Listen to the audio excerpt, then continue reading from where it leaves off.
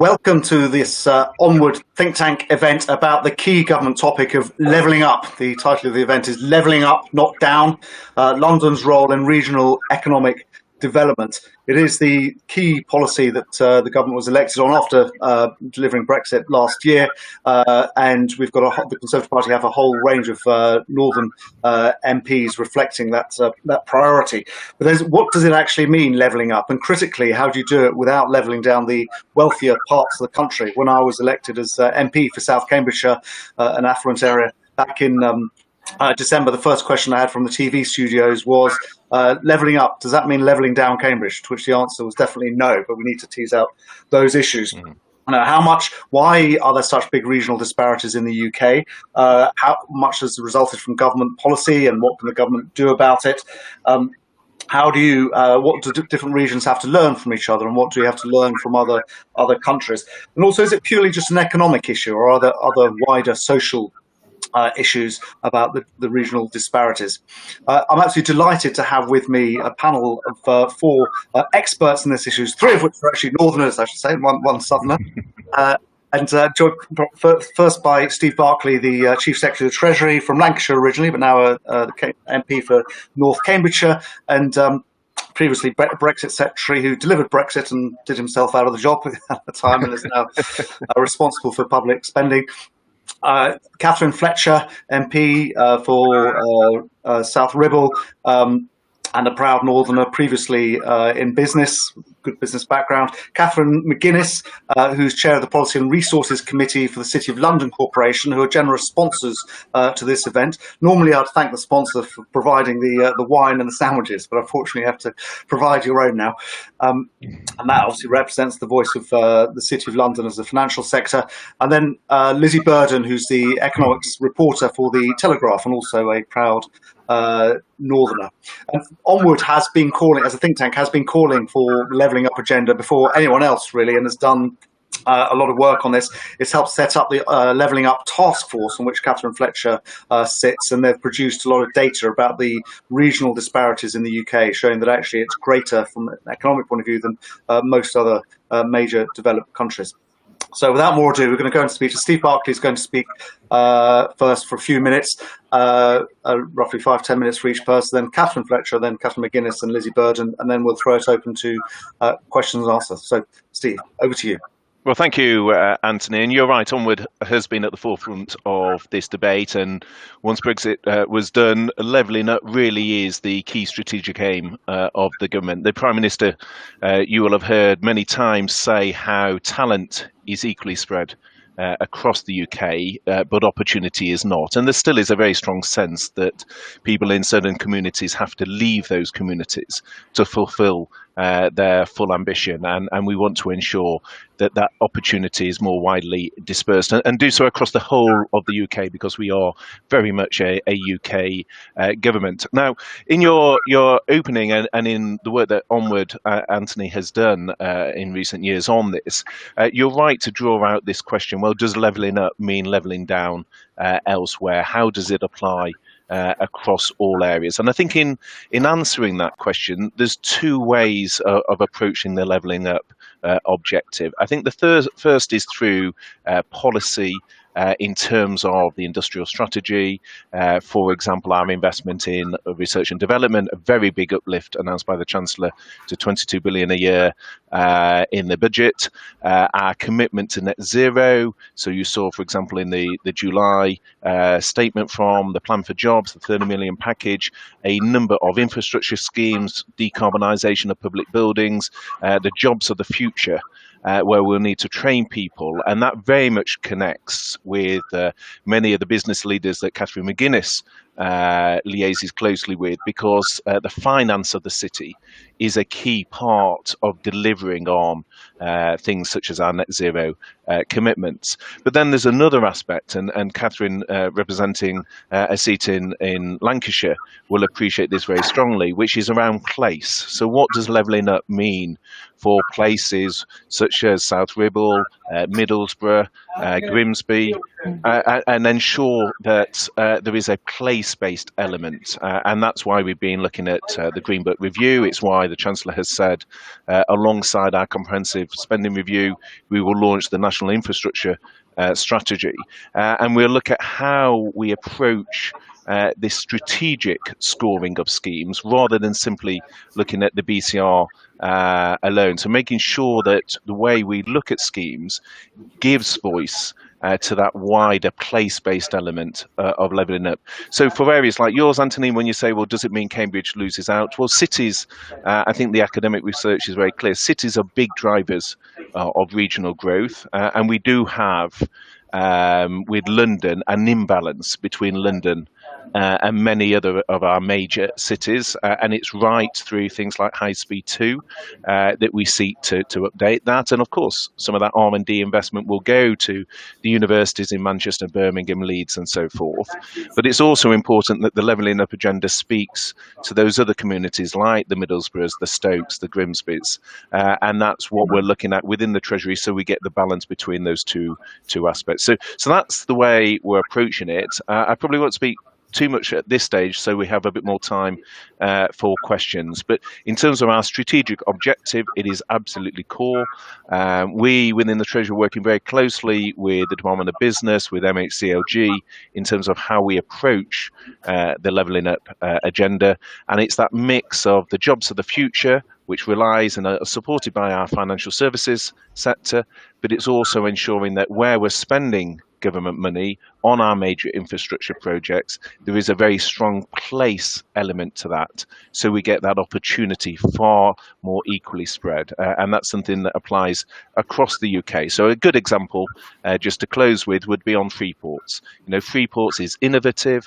We will look at the relationship between regulators and those Freeports so we can get quick decisions, be more bespoke, use our exit from the European Union to take a more tailored approach on areas like regulation, and Freeports is a good illustration of how we will level up across the UK, Freeport in Scotland, Wales, Northern Ireland, but also across England as well.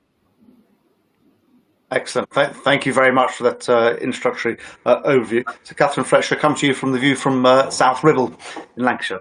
The view from South Ribble. Thank you, Chair. And may I just quick thanks to Catherine and the City of London team. I have done a couple of years service within Gresham Street, so I have done my time on around the bars and coffee shops. And I think it's too easy to not recognise the important role that it plays in the whole of the country. So I want to address my remarks to the City. What role is there for you in making sure that there is greater productivity growth and greater economic growth across the north of England? My background, I have done kind of the management consultancy, as Steve almost referenced, had to leave the north to get an opportunity and go and work. Then went back and set up an SME business, working, making, exporting. And doing both sides of that fence gives me some real passion that we can make this work. I've also done a little bit of work helping with the very early setup of the Northern Powerhouse Partnership. And I think the switch from Northern Powerhouse to levelling up is absolutely spot on. So I think if we draw arbitrary geographic lines in the country, I think we're missing the opportunity. So to give one example from my home in the Northwest, the North Welsh coast is absolutely part of the same economic unit, that M56, A55 corridor that runs all the way across. So I think when we start to think about levelling up, it's not a replacement from the Northern Powerhouse, is what I say to my people in South Ribble. It's a recognition that actually we're an integrated economy. And as some of the recent data sets showed from the levelling up caucus, which I'm part, it's often more about London and the rest than any particular Northern Powerhouse or Midlands engine. So let's wrap them all together. So what are the opportunities? I think there's a mindset change, and that needs to happen both ways. I think it's been too easy to only look for investable opportunities within, say, an hour and a half on the train. And what this awful COVID thing is doing is pressing fast forward on our ability to connect in different and new and intriguing ways. So how do we make sure that we use this advance in video technology to make sure that investable opportunities that are perhaps more remote and may have been overlooked are given the once over and have access to the growth finance that they need to take the opportunities that are presented to them. And to my compatriots in the North, we need to be more ambitious. People are interested in us. They want to invest in us. We've got to ask, not assume that the answer will be no. And that's easier said than done if there's been a series of years when you've tried and tried and tried and have had knockback after knockback. So I think if those two things come together, there's an opportunity for a real ramp up and the overall benefits to GDP that we're ultimately looking for. So I'll probably pause there, look forward to the Q&A, and say thanks again to the City of London.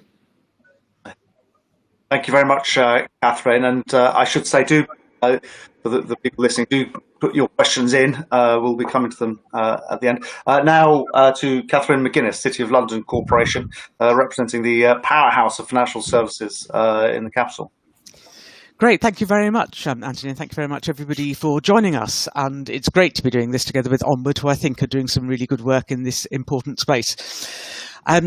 Chief Secretary, it's very good to have you here as a former city solicitor like myself. You do have an enormous amount of knowledge and experience of the sector to bring to this subject, and that expertise is particularly important and valuable today.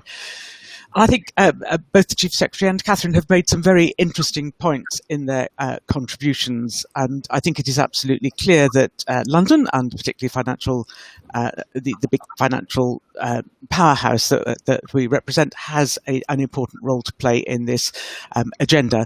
And what I really want to do is just explore a little bit about what place it has to play, but then touch on three issues which I think need particular attention at the moment. First, relating to COVID, secondly, relating to skills, and thirdly, relating to the importance of looking at levelling up across the country.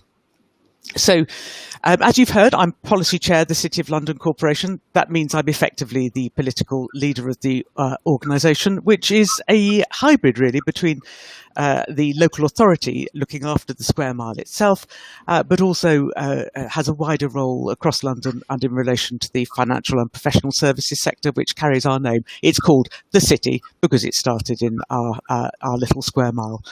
And we know that financial and professional services sector is now a huge driver of the UK economy. It contributed a record 75.5 billion to the Treasury and tax receipts in 2019, and that's over 10% of all government tax receipts.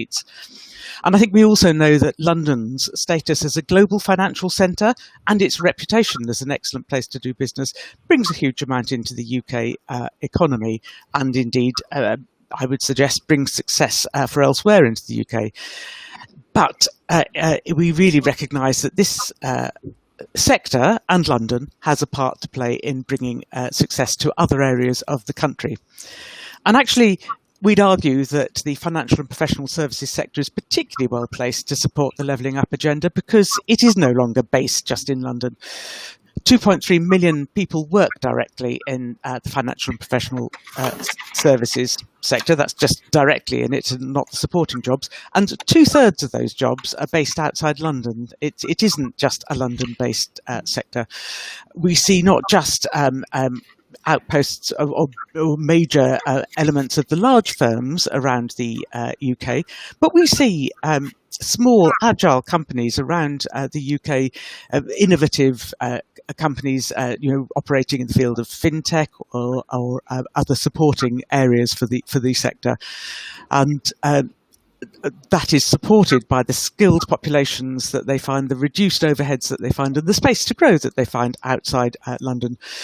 And it's very clear to us that growth of that sector outside London doesn't come at the expense of London, and therefore we work very hard to use our expertise, networks and resources to work with partners around the UK, particularly on areas like fintech, green finance and trade and investment, both to look at what we can do to help to share common experiences in those fields, but also then to help try to draw in investment and trade as we work on our promotion of the sector. Our Lord Mayor, the current Lord Mayor, is one of Anthony's constituents. He was just reminding me just now. Our Lord Mayor and I regularly meet with leaders from across the UK, particularly from key cities that have a prominent financial services sector. And we talk about how to put the sector at the heart of their regional economies, how to help spread prosperity not just to the cities themselves, but also to the areas surrounding them. And we also seek to use the global reach of the City of London to highlight opportunities for inward investment across the UK to international investors. We run a campaign, a global city campaign. Anybody who wants to know more of that, please do contact me. And it tells a compelling story about the UK's competitive offer as a place for financial and professional services to invest, locate and grow. And we really want to work with partners across the country to see more foreign direct investment into that sector. It brings double the amount of inward investment than any other sector. And as I say, there are many jobs outside London, and as half of the jobs that the inward investment brings are outside London. This is a real opportunity to bring growth to many areas, besides financing the projects that we need to see to ensure that levelling up works. To help with this, we're working with the Impact Investing Institute to work out how to scale up place-based impact investment in the UK. Types of investment that bring not just financial returns, but also positive environmental, social and economic benefits in particular areas. Investments that have the potential to make a real difference to communities in terms of housing, utilities, social infrastructure, and even forestry and agriculture. We want to understand how that can be done on a bigger scale and hope to have a report out early next year. I mentioned I was going to touch on three key challenges. And the first is one of the implications of COVID. Clearly, many challenges through COVID, and indeed in my own area, the city, we're seeing the smaller supporting ecosystem really suffering, the hospitality really suffering. One of the issues that we've identified for levelling up is the possibility of unsustainable debt being built up as a result of the government's very welcome, very timely COVID-19 business loan schemes, absolutely necessary to support our businesses through this difficult time, absolutely essential. But there is a challenge with the debt that will be carried into the future if that becomes unsustainable. And research suggests that that a significant element of this will become unsustainable, and that more unsustainable debt will be sitting in areas outside London. Indeed, I've seen research suggesting that more than 70% of the unsustainable debt is with businesses in areas outside London.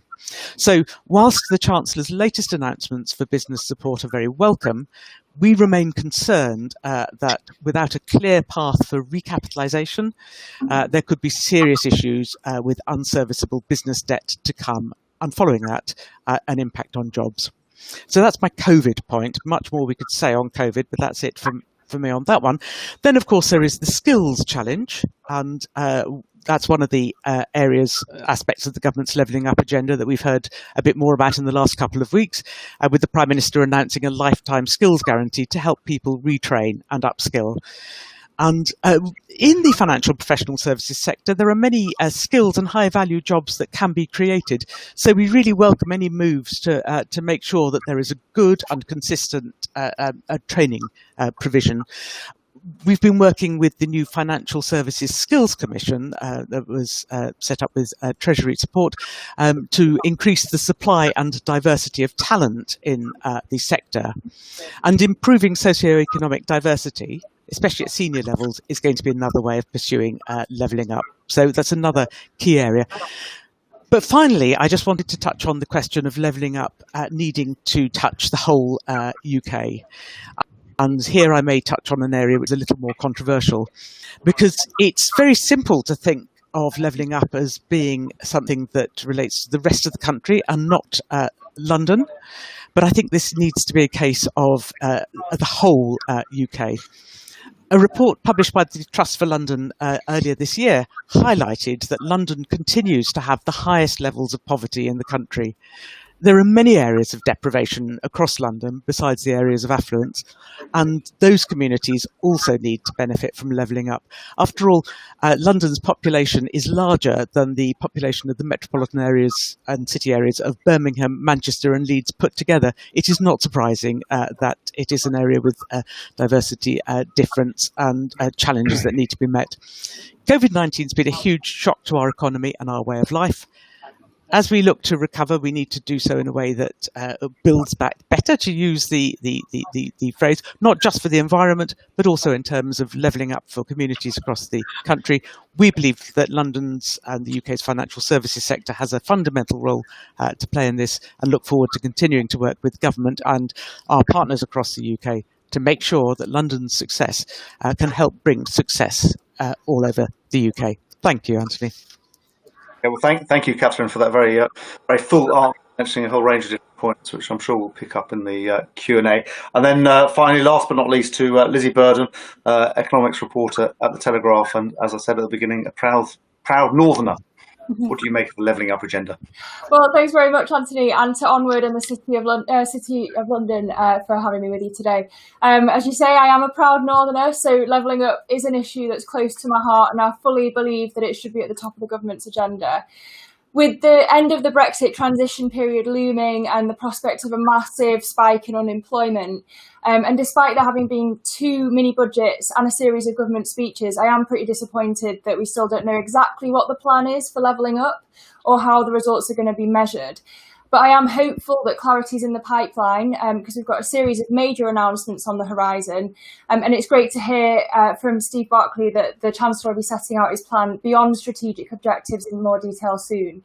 Before the year ends, the government urgently does need to clarify what levelling up means and how it will be achieved before it becomes a meaningless catchphrase. We still don't have the white paper on devolution. It was first expected in February.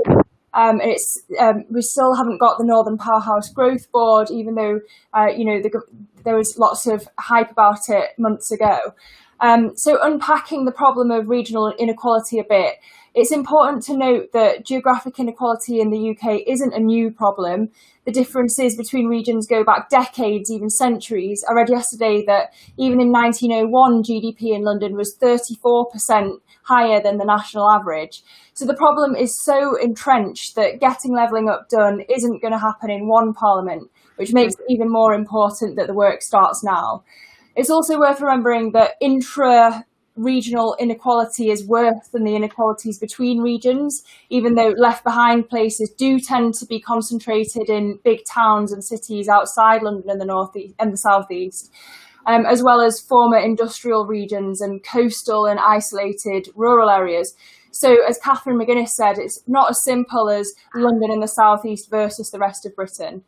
Part of the problem is indeed the government's own making because of the imbalance in regional spending. As Anthony mentioned, according to a report by Onward, our hosts, over the course of the past 2 decades, capital spending on transport in London has been almost 3 times the average in the rest of England. R&D funding per head in London was almost twice the UK average. Spending on affordable housing was 5 times higher per head in London, and the capital received about half the total spending on arts in England. If the government wants to level up the rest of the UK without levelling down spending per head in London, and surprisingly also the North West and the North East, it's going to be expensive. We shouldn't also forget that current spending, such as on schools and education, could be just as, if not more effective. But token gestures just aren't going to cut it. It's symbolically significant that a Treasury campus is going to be built near Darlington as part of plans to get senior civil servants out of London. But the reality is that central government accounts for less than a tenth of the public sector workforce, and most of them already live locally. So even relocating a tenth of central government workers would barely move the dial in the distribution of public sector jobs. Obviously, the Chancellor's had the not small matter of COVID to deal with this year, which is why levelling up does seem to have taken a bit of a backseat since the election campaign. But significantly, COVID's complicated the levelling up agenda because actually the areas that are most exposed to COVID aren't traditionally the left behind areas, even though there are a few exceptions that do face a double whammy. The IFS points to hospitality and tourism dependent coastal regions like Blackpool, Great Yarmouth and the Isle of Wight, and the centres of some northern and Scottish cities like Liverpool, Glasgow and Dundee. But COVID, importantly, also presents an opportunity to recalibrate the levelling up agenda. The Office for National Statistics found last month that 12% of people who intend to keep working from home are looking to relocate to the coast or to the countryside. As Catherine Fletcher mentioned, a permanent shift to home working will be attractive to some employers because they'll be able to select from a wider pool of talent and attract workers from the regions where the cost of living is lower, giving them a chance to save money and boost productivity. So this is a new opportunity to shift the centre of economic gravity in the UK. And it means that graduates won't have to up sticks for London, leaving their friends and family. To facilitate this, it's worth the government rethinking how its investment will be targeted. With fewer people wanting to sit next to each other on trains, perhaps it would be wiser to spend even more money on an even faster rollout of gigabit broadband rather than, say, on HS2. But getting on with levelling up will be especially important because, unlike COVID, Brexit will adversely impact areas that have traditionally been left behind. So while it's not yet possible to say which areas are going to be hardest hit without knowing the shape of a deal, it is already clear that places dependent on manufacturing and with higher concentrations of less educated workers like the north of England, South Wales and the West Midlands are going to be highly exposed to any economic disruption related to leaving the EU when the transition period ends. And Brexit has now provided another opportunity for Brussels to make a grab for British business as it seeks to expand its own capital markets.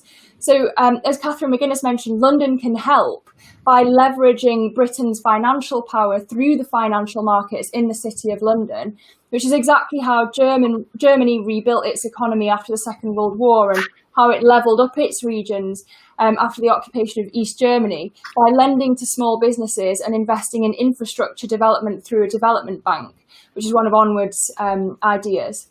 There have also been similar initiatives in Japan and Canada, and Onward wants to see this British Development Bank in the next spending review. So the Prime Minister has said that levelling up will help to build back better from the COVID recession, but I'm keen to hear from my fellow panel members how the government plans to pay for all this. It's sobering to think that in only 6 months as Chancellor, Rishi Sunak's borrowed as much as Gordon Brown did in a decade. The Centre for Cities has said that on top of setting out its objectives for levelling up clearly, to reduce geographic inequality, the government would need to spend at least £100 billion on the project over the next decade. And the IFS has said that with all the money the government needs to spend on test and trace, PPE and the public sector, it's going to be hard to commit to that kind of figure. But, the Conservative manifesto doesn't leave many options for tax rises. So my question is where the money is going to come from. There can be no doubt that fulfilling the promise of levelling up is going to be crucial for cementing the blue wall at the next election. But above all, with 1 million jobs about to be lost, the government needs a clear plan and a way of measuring its success as soon as possible. So thanks very much for having me, and I'm looking forward to the Q&A. Thank you very much, Lizzie, for some really good challenges there to government policy across a very wide range of issues. I want to just pick up, we've got some questions coming in, but to use my chair's sort of position to pick up on some of the points you made just at the beginning there, I think really targeted at Steve, but Catherine, the two Catherines might want to come in as well. One is, how do you actually measure the results of levelling up? How do you know when you've succeeded? What does it really mean in real substance, Steve? The big lesson from COVID. Well, I think traditionally we've tended to focus more on where capital spend is, rather than where resource spend is in with communities. And transformation often comes from people's ability to spend, not just to be able to get to jobs elsewhere from those locations. And Lizzie mentioned, for example, broadband will mean that there will be scope for a more fluid business model. Some people will still want some business leaders to be very clear. They like the creativity of having people in the office, firing ideas off each other. There's others who say, actually, I don't need to have people with a set desk. We can be much more open about flexible working, and that will be part of our pitch to our employers. But I was slightly, if I may say, Lizzie, perhaps to provoke the conversation very helpfully, but on the one hand was saying, the government's not doing enough on levelling up, and we need to see more. And on the other hand was saying, you've spent loads of money, how are you going to afford it? And I think there's a tension between those two things. The reality is we have made significant commitments to levelling up, not just on things like high speed 2, but on policy areas like net zero, where policies such as carbon capture, our policy on free ports, our record investment in road and rail. We're looking at beaching line reversals, for example. So there's a huge area that the Prime Minister, the Chancellor have set out in terms of our infrastructure spend, our knowledge base, and in particular looking at the jobs for the future. Because again, when Lizzie was talking about Brexit, the Brexit tends to often be discussing the status quo elements, which are extremely important for the reasons Catherine set out. Financial services being 75 billion in tax, 2/3 of jobs being outside London. I always found it odd when I was the city minister, everyone tended to think of it as the city in London, when 2/3 of the jobs in financial services are outside of London. So those are important areas, but also looking at how we support labour and skills within communities. And again, when Lizzie says we haven't really said anything on that, if you look at the £30 billion plan for jobs that the Chancellor announced in the summer, you look at the announcement from Therese Coffey today, the doubling of work coaches, the tripling of traineeships, the £2,000 for apprentices, for businesses, the £2 billion on Kickstart. One of the things we recognise is in many of the communities we need to level up, the areas that have been most hit by COVID are those with the youngest people working in them, hospitality being a very good example. So to Lizzie's charge, which was extremely well put, and understandably so, but are we doing enough?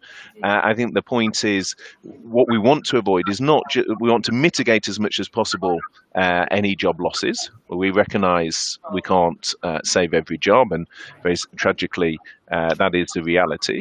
But it's not just trying to mitigate through the schemes the Chancellor set out, the furlough, the job support, the number of job losses in those communities, but also the duration. And I think it's the duration that often gets underreported. So trying to minimise how long people are out of the labour market for, because in many of the communities that, and including in London, which Catherine McGuinness touched on, it's the length of time people are out of the labour market that can have a particular economic scarring impact. So I think there has been a huge amount announced.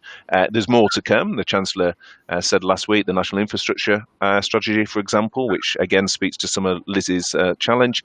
So there is more to come on that, but we've announced a huge acceleration. We've got project speed to deliver it more quickly. There's areas we can get onto, Anthony, like my particular focus on data and modern methods of construction and how we innovate more. But one of the key things is the labour market, protecting as many jobs, but ensuring we get people with the skills back into work. And that's a key part of ensuring that we level up across the UK. Thank you. Just many of the points that Lizzie made. Catherine Fletcher, I'm going to call you Fletch to distinguish from the other. You had your I want to answer your question directly. How do we measure it? Ultimately, it's an increase in the GDP contribution of the regions relative to London, floating the overall GDP of the country. And to my mind, we get there through trade.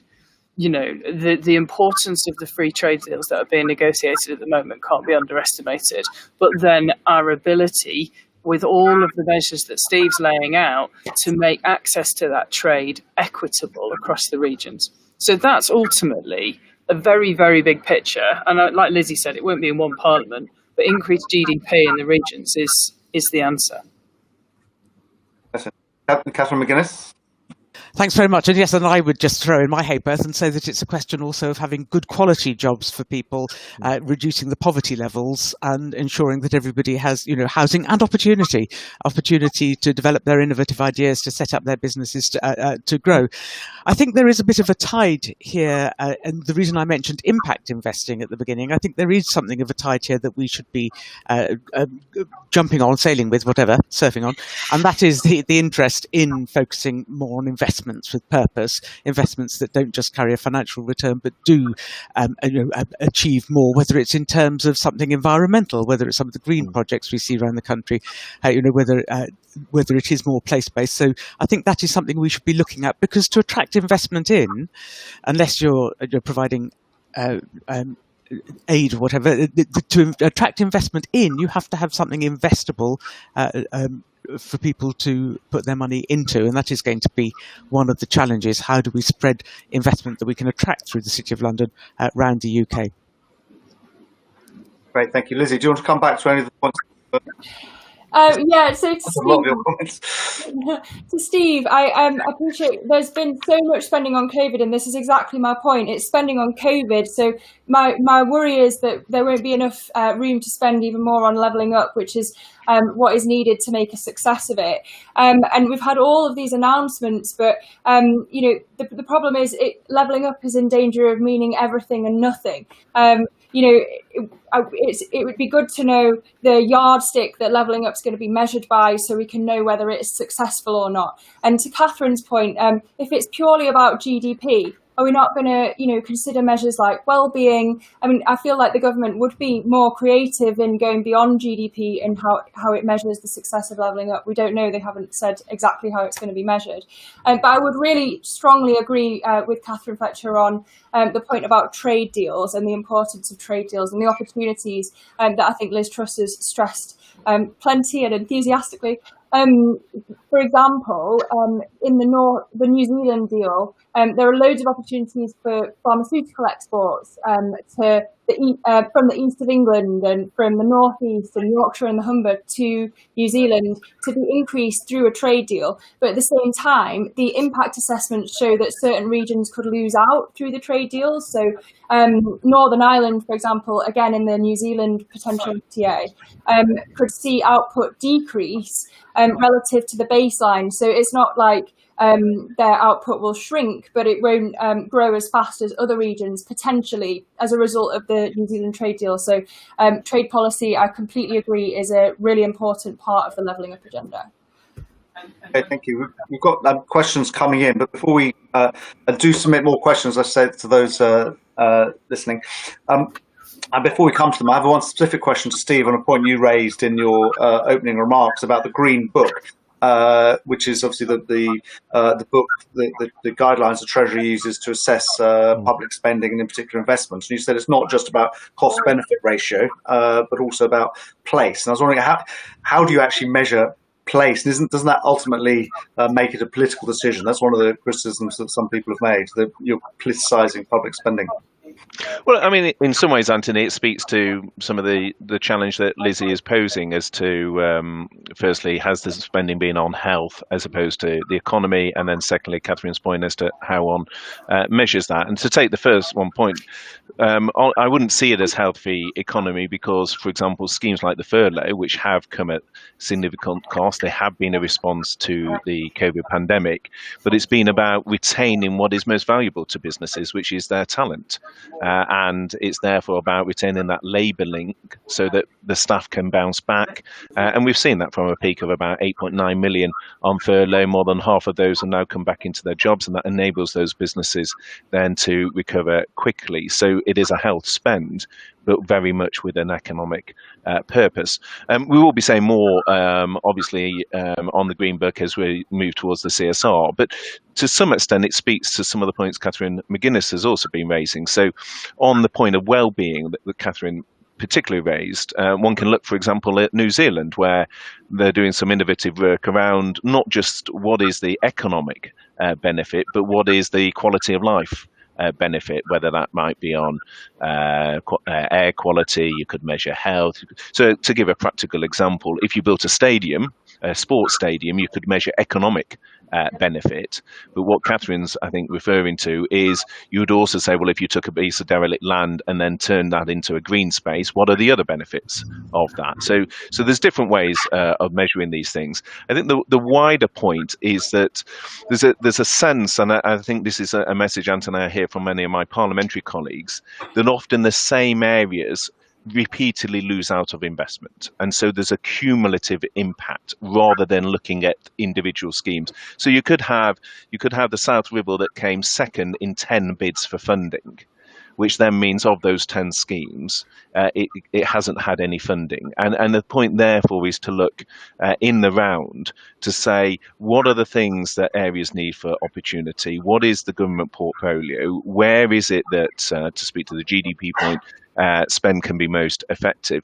But to look at that from a strategic point of view, not purely on an individual scheme on its own. So that's part of the wider discussion, but it speaks to this challenge, which is, how do you level up in a city as a driver of a city region, and how does that differ from, for example, a market town in a more rural setting? And one shouldn't really treat those as identical challenges. They're quite distinct.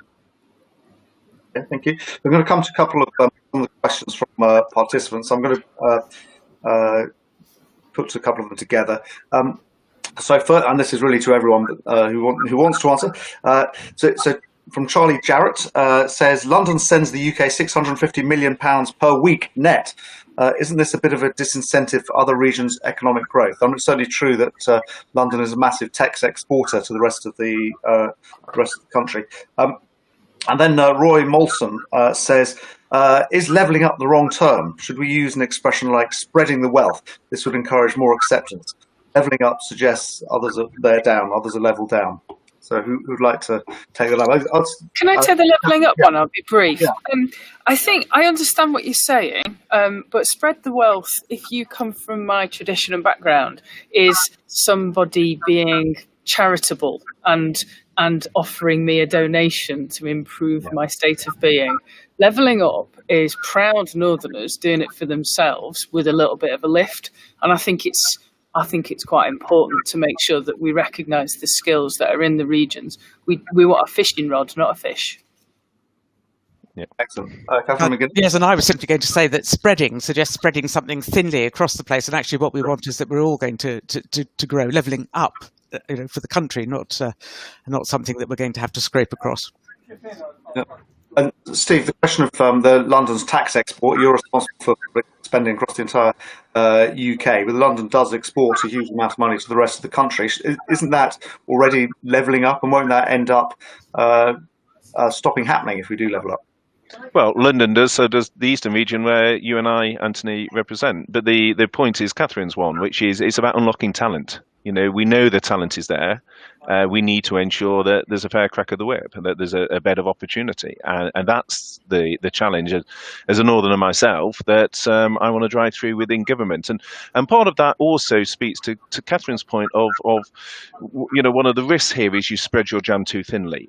And so how do you get the right quality of data? And one of the things within the Treasury, with the Chancellor's support, that I've been very keen on is we've brought a data analytical team in. We have got a very big focus on improving the way we use data within the Treasury, in particular linking that to outcomes. So the political debate in Parliament, as colleagues know, is often about how much you're spending on things rather than what the outcome is from that spend.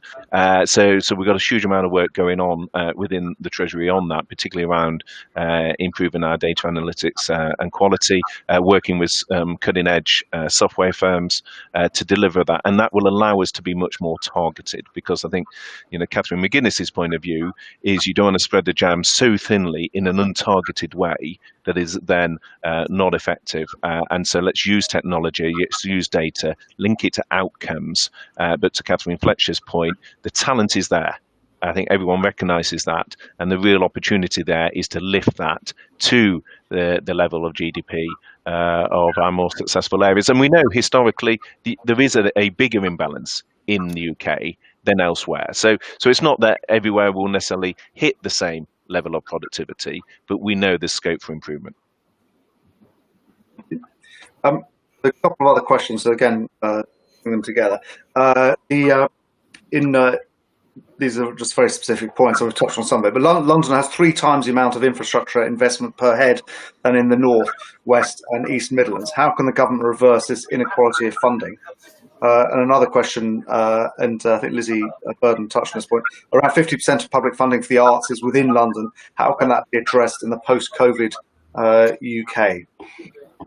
Does that just mean spending less in London? So Steve, do you want to answer first? Then we'll... Is that to me again? Okay, yeah, of course. So, I mean, I think some of the way the data is cut is disputed, but the point is you can see from the direction of travel from the Prime Minister in terms of, and I mentioned a number of them, in terms of some of the big infrastructure schemes that we're backing, the 5 billion, for example, on reaching the hardest to reach areas for broadband. We've talked about the 2 billion on decarbonisation of public buildings. You've got obviously massive bets such as High Speed 2.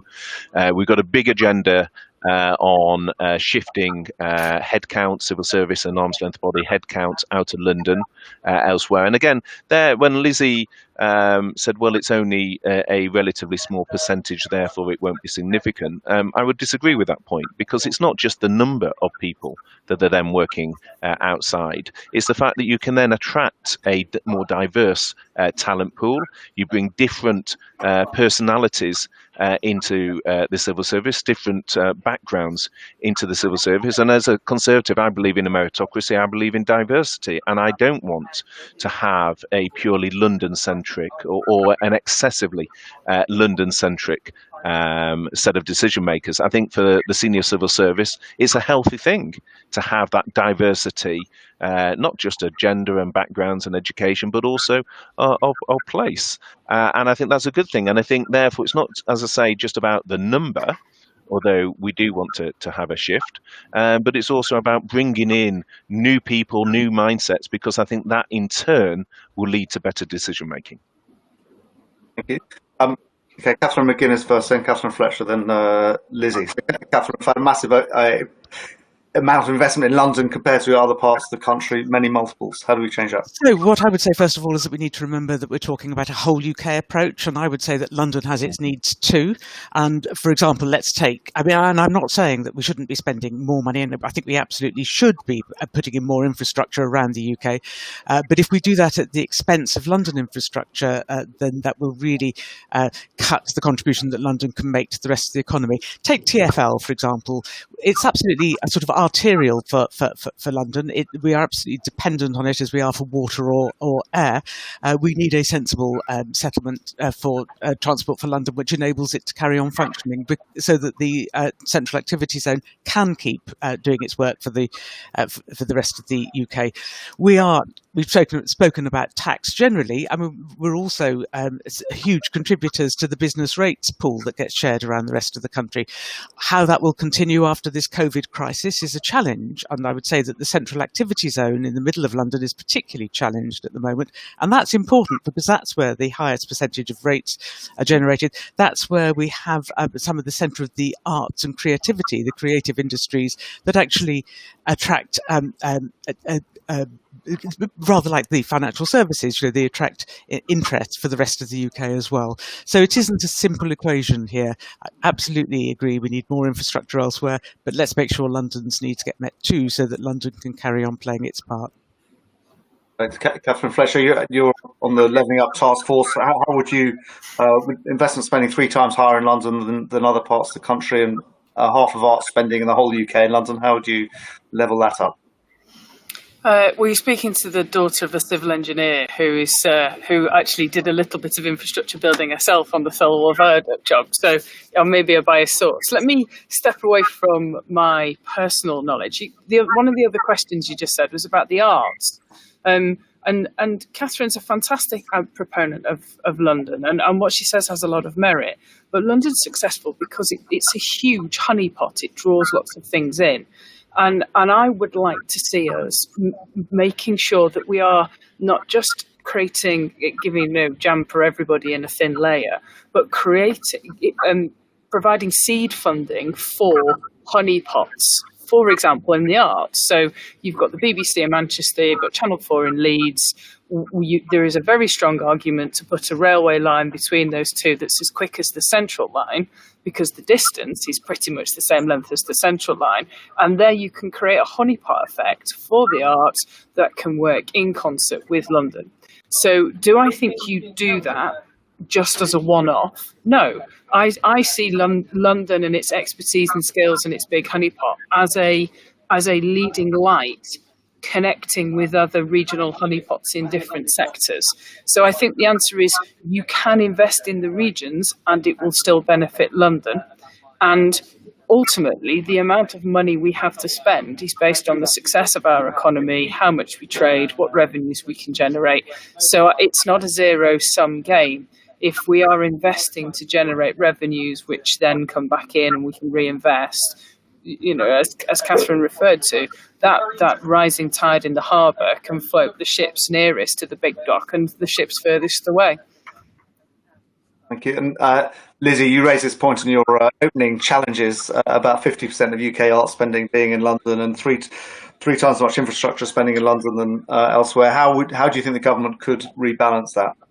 I definitely think that art spending is crucial, and it's been highlighted with COVID. The struggles of the arts sector, and so that funding does need to be more rebalanced towards the regions. We've got great cultural hubs outside of the capital, and there's potential to grow them even more. So that's definitely something that the government should be doing.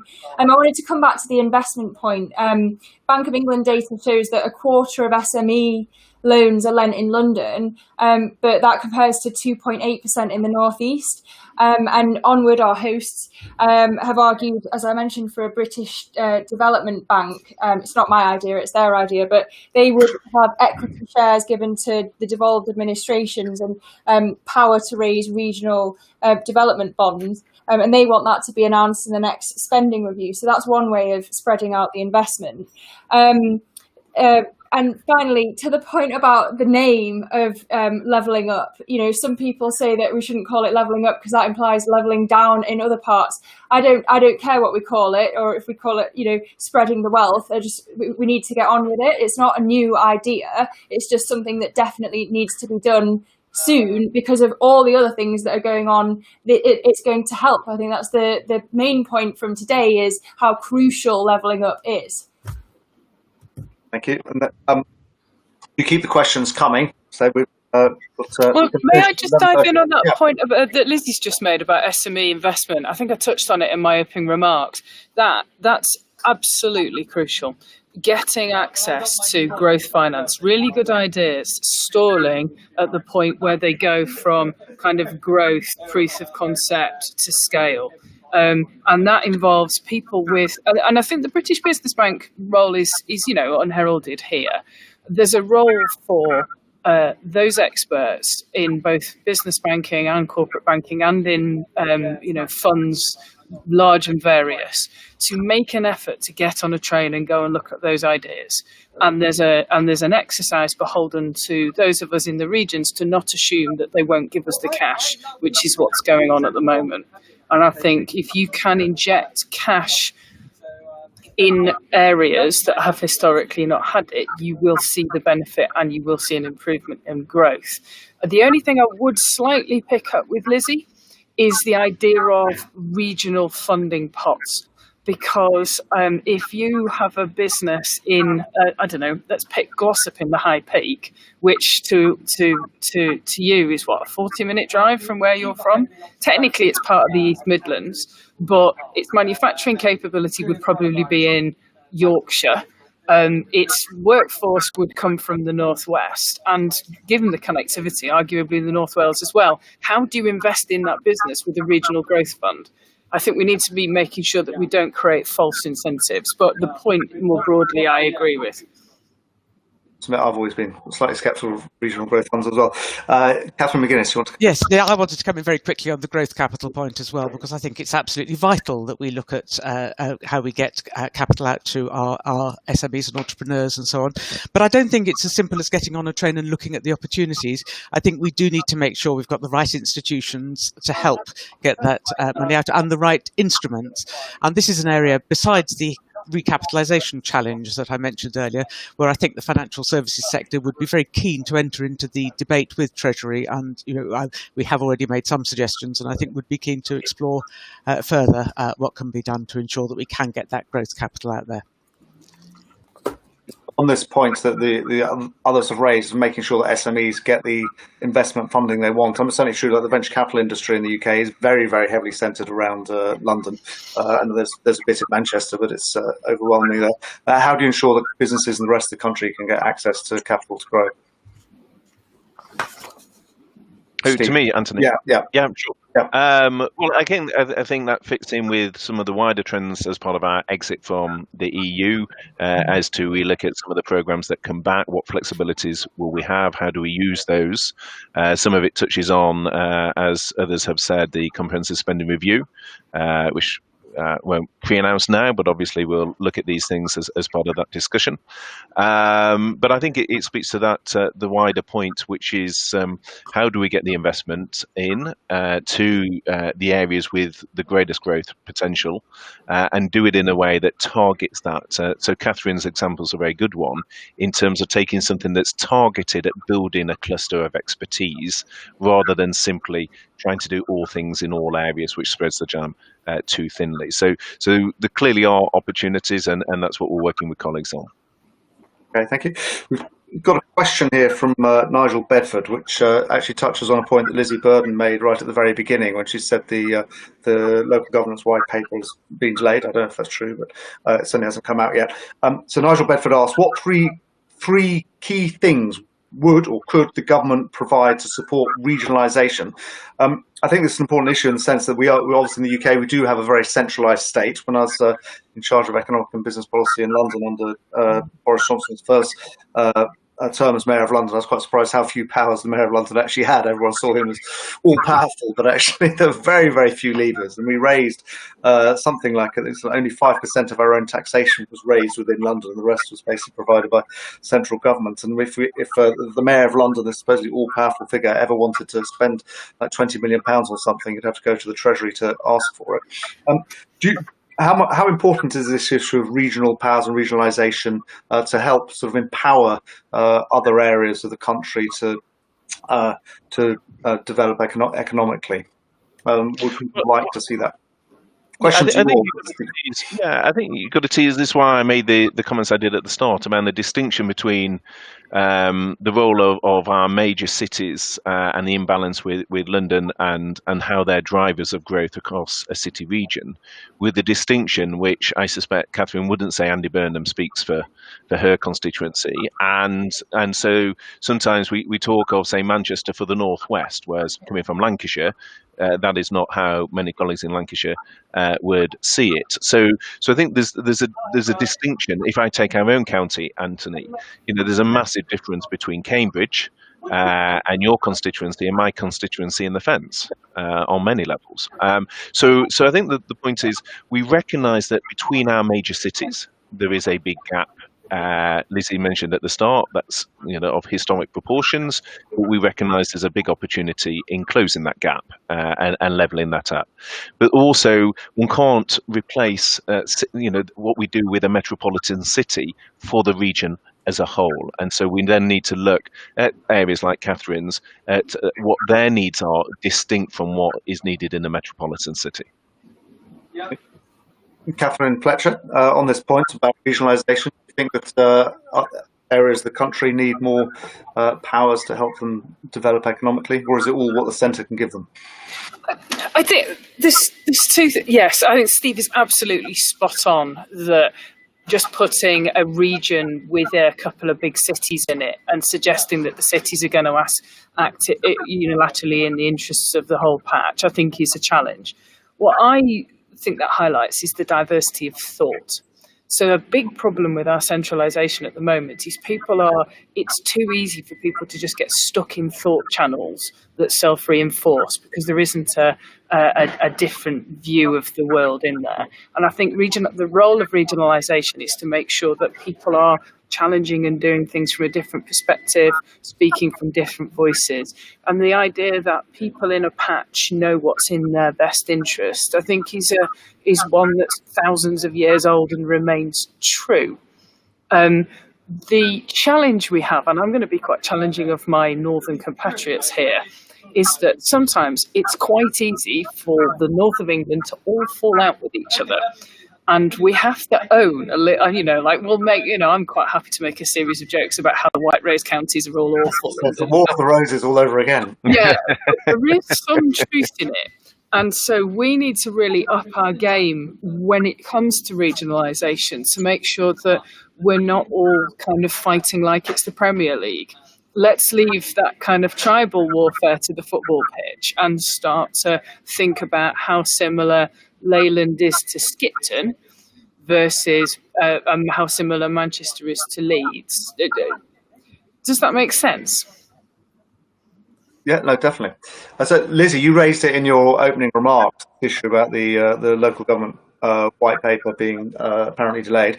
Would you like to see more regional powers, more regionalisation? Yeah, I would. And I also think that in the same way as Steve talked about the advantages of moving civil servants outside of the capital, all the benefits that he talked about diversity, which I completely agree with. It was the more economic side that I was questioning. And I agree that there will be some benefits. I don't believe that it'll really make a huge dent economically. But devolution too will attract more diverse talent, and it will mean that you're helping those areas economically too. On the point about Manchester not being the north, completely agree with that.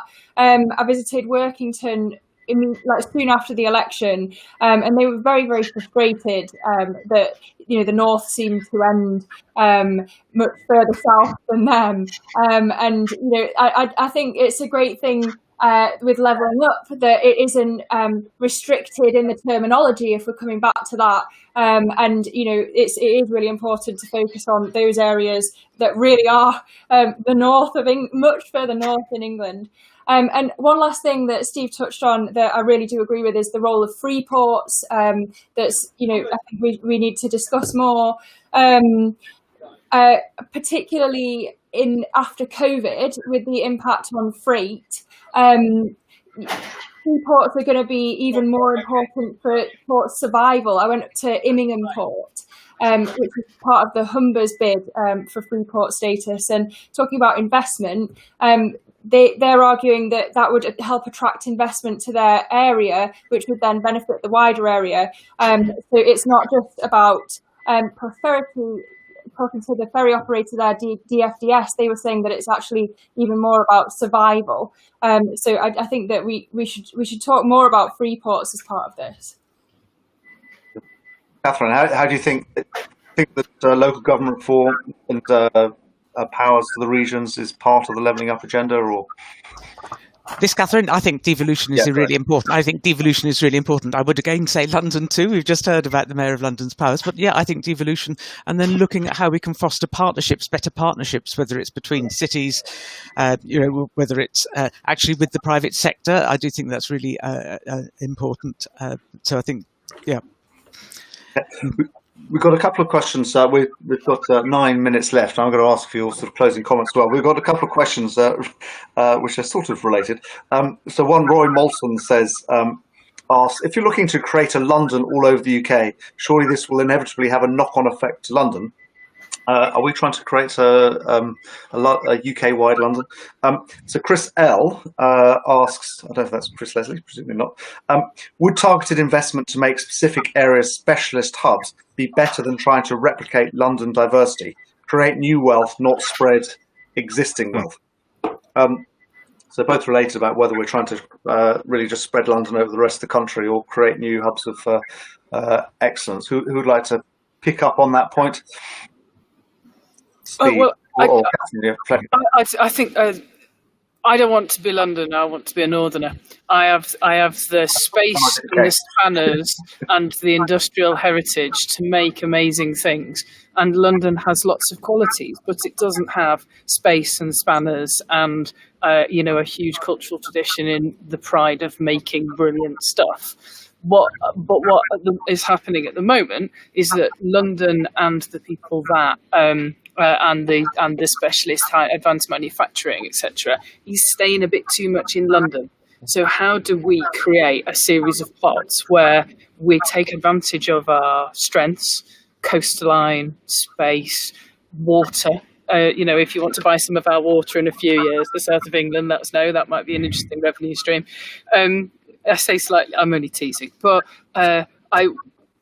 we don't need to be London. We need to be better connected with ideas and money and finance so that we can both boost each other in what we're good at. I completely agree with that. I think absolutely right, and we should be looking at clusters of expertise, clusters of distinctive areas. Really, look at playing to our strengths. If everywhere else is like London, you take away our USP as well. So we need to, we do need to build on our local strengths, really. Yeah, I completely agree with that. So, it's not about making London everywhere else. It's about harnessing the strengths of different areas and spreading investment around and able to in order to be able to do that. And, you don't want a one size fits all approach because COVID, Brexit are going to affect different areas differently. So there are different challenges and different opportunities around the country. And Steve, we're drawing to a close on a note of consensus because I absolutely agree with the three colleagues, which is we want to close the productivity gap with London, but by enabling each area really to agree with its potential and in the area where it's best to focus. So my area of the Fens, you wouldn't want to create a financial services sector in the middle of the farming community of the Fens. That wouldn't be the logical outcome. But then there are things around automation, robotics in the agriculture sector. There's lots of things we can do that is very cutting edge and innovative. But it's not about replicating London. One thing, just picking up on the previous round of questions, Anthony, as well, when people are talking about devolution, I think one of the things when George Osborne was bringing forward the city mayors was also about evaluation. And we tend to hear a lot about things being devolved, but far less about things being evaluated so that there can be local accountability. So if I take the London example with Catherine, the Mayor of London hasn't raised fares for 4 years in the way that, for example, Grant Shapps would point to having had to do as rail minister, but there's very little accountability for that. So where people want devolution, there also has to be evaluation. So then we can compare between different parts of the country and see what works best and understand why. Excellent. So I'm going to finish. We've only got another 5 minutes. One last question. The last dinner I had in Parliament before lockdown, this is going back 6 months, was about levelling up, and there was some advisors from Tony Blair's government there who were, and also Gordon Brown's, who said there was slight counsel of despair. They said, "Oh, we've been trying this for ages and we tried everything, but nothing works." So my sort of final thought challenge, and I'm going to do it in reverse order from the opening speeches, so starting with Lizzie Bird and then Catherine McGuinness, Catherine Fletcher and Steve Barclay, is how can we make sure we succeed this time in levelling up when previous governments haven't managed to do that? Thank you. The point that I was making before is ultimately this needs to be measured. It needs to be clear about how it's measured, because levelling up isn't a new idea. Regional inequality isn't a new problem, and so in order to make it a success this time, the government needs to be really clear about the yardstick it's going to measure success against, so that in the future, in the longer term, we can, and as I say, it's not going to just happen in one parliament. We'll know exactly how it's happened. But there are a range of policies that are going to make it happen. We've talked about investment. We've talked about free ports. We've got new opportunities, as I mentioned, because of COVID, people working from home. We've got new opportunities because of Brexit, with the trade deals around the world. And so it's a different time, which means that it could, if handled correctly, if measured correctly, this could be a success this time. Yeah, I was going to come to Catherine McGuinness, so we seem to have just lost her. So, Catherine Fletcher, in 1 minute, how can we make sure we succeed this time when previous governments haven't succeeded? Well, previous governments have come from a top-down approach. Oh, here you go, Sheffield, have an outpost of the Department of Education. Here's where we're going to put a new DWP site near Blackpool. This works if we provide the pipes for the individuals in the north to decide what water they're running down where. It's organic. It's got to come from the bottom up. Excellent. And then Steve, final comment. How can you make sure you succeed when other... Oh, actually, hang on. I'll come to Catherine first. Catherine, we lost you for a second there. The question was, how can this government make sure it succeeds in levelling up when previous governments have tried and failed? In 1 minute. Yes, I got booted off. Two things very quickly from me. Better partnerships. I think I've mentioned that earlier, not just across the UK, but I think including with the private sector. And I think the question of trade deals and so on, it's important to note that services need to be covered as well as goods. And additionally, since it's going to take, well, there are parallel tracks. It's not just trade agreements that we need to be looking at, it's how we can encourage trade with other countries as well through other means, parallel tracks besides trade agreements, but that will be important for spreading the possibilities across the UK. Thank you. And then Steve, how can you make sure you succeed when... Sure. Well, I think first you've got to recognise it's not easy and be open to learning from the lessons of the past and open to ideas from those that were involved. I think, in short, having decisions close to the ground. So that's partly to things which we've touched on, such as having more of our officials in the areas closer to the clusters of expertise that Catherine Fletcher has alluded to. So I think having the decision makers closer to the issues and then linked to that better data and better evaluation. So we avoid one of the challenges from the Labour time, which was of having hitting the target but missing the point. So how are we evaluating and learning so that we take best practice and industrialise that and spread that where that's valid.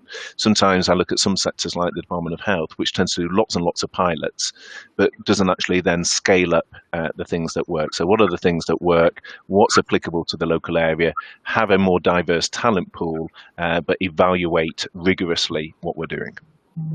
Excellent. Well, thank you all very much. Ending on a note of optimism and previously on consensus, which is quite remarkable. Thank you all to Lizzie Burden, Catherine Fletcher, Catherine McGuinness, and Steve Barclay for this onward discussion on levelling up. A huge project for the government. We'll look forward to making sure that it all works. Thank you all very much. Thank you. Bye.